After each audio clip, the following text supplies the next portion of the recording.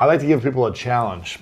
I'm curious, I want everyone listening for the next 7 days to try something. And if you could give 1 to 3 different things that we could think differently or eliminate when a thought comes to us or we react in a certain way, if there's something you think that if we eliminated 1, 2, or 3 things, and we did this every day for 7 days, we would start to see incredible feelings of differently, would feel healthier, more lively, more loved. What would be those few things? Okay, well, most people, number one, they get up in the morning and the first thing they do is they think about the problems in their life.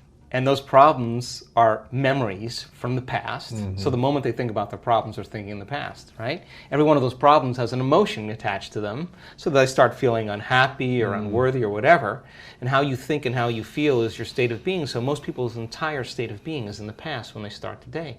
So if in the familiar past, they're going to live in a predictable future, right? So they get up and they check their cell phone, they check their text, their WhatsApp, their Facebook, they post something on Facebook, they tweet, they Twitter, they check the news, then they go to the bathroom, get a cup of coffee, take a shower, get dressed, check more emails, drive to work the same way, do the same thing. So they're in a program.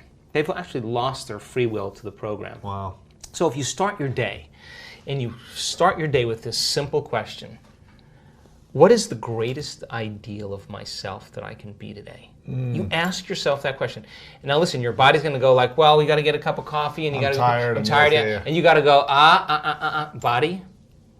You're not the mind. I'm the mind right now. You're going to sit here. I'm going to feed you. You're going to get your coffee. You're going to do all those things. But right now, this is my time. You're going to obey me, right?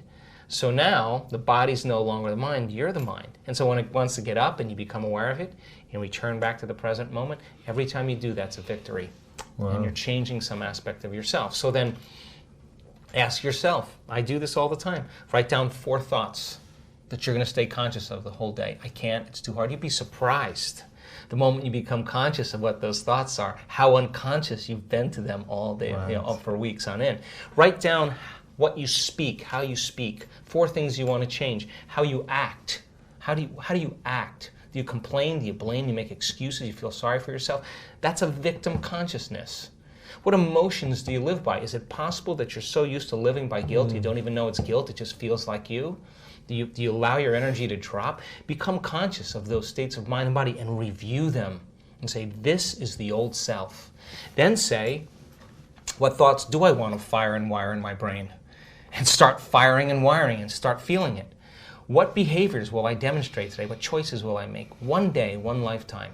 And just like you did, rehearse them. Rehearse the whole entire thing. Begin to install the neurological hardware in your brain. And if you keep installing it, the hardware is going to become a software program, and you're going to start thinking and acting that way. And then here's the tough part. Can you teach your body emotionally what your future is going to feel like before it's made manifest?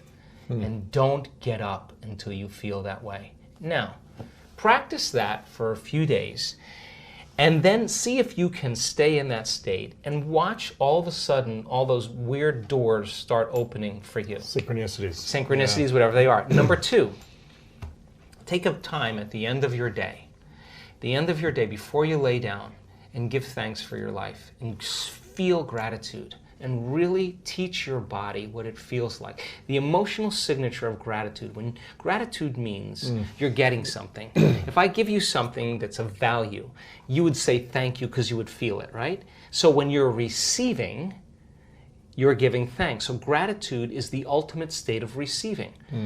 So then people only accept, believe, and surrender to the thoughts equal to their emotional state. So if you're in a state of gratitude, every thought's going to make it right down into your body. If you're saying, I'm healthy, I'm healthy, I'm healthy, I'm wealthy, I'm wealthy, I'm wealthy, and your body's programmed in negativity, it's saying, no, you're not, no, you're not, no, you're not, that thought's going to stop right here.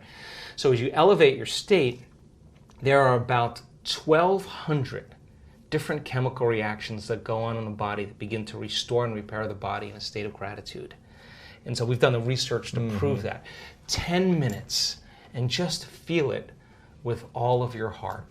That's it. Wow. Third thing, and very important, take time, whenever it is, sit down, close your eyes, and begin to just open your awareness to the space around you and just sense it and pay attention to it and become more aware of it. The act of opening your awareness begins to reduce the stress hormones and creates more coherent brainwave states. And I'm doing it right now. And it's just a practice. Yeah. It's just a practice. And the more you do it, the better you get at it. Wow. Who's been your greatest teacher? Ooh, life, no doubt about it. I believe that life is our initiation.